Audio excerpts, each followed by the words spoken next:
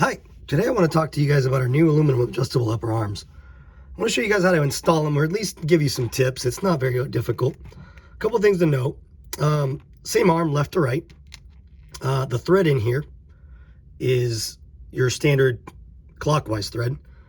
Your turnbuckle obviously goes one thread clockwise, one counterclockwise. So when you thread onto your ball cup, you're going to thread the anti-clockwise side on the turnbuckle.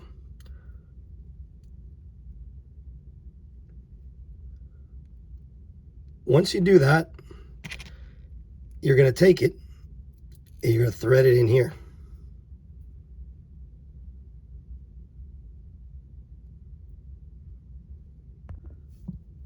I like to bottom it out, and then after I've done that, I will take a little wrench, stick it in there, and bottom out my ball cup. The reason why I do this is so that I make sure that it's sitting all the way to the bottom, and then I can balance out the threads so they're the same on both sides.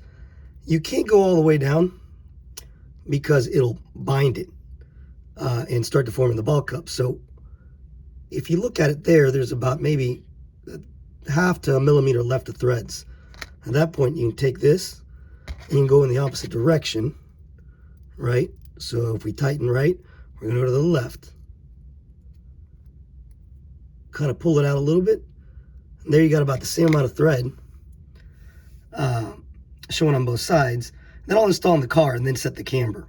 Now, I recommend for you guys to use a little bit of thread lock on this side.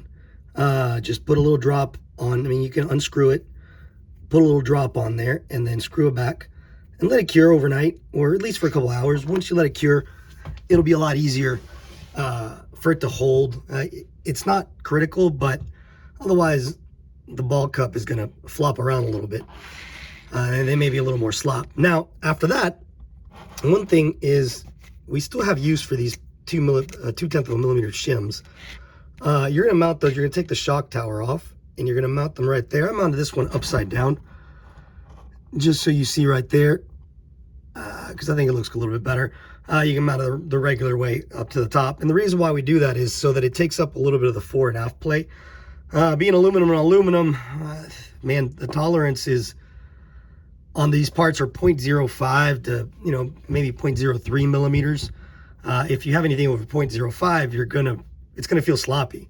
And we actually have like 0.08 to 0.1 millimeters built into it. So when you add this and you put it in front, it prevents some of the forward motion on it. Then you just install your shock tower back on, and then you go. And there should be a pretty low amount of slop on the car.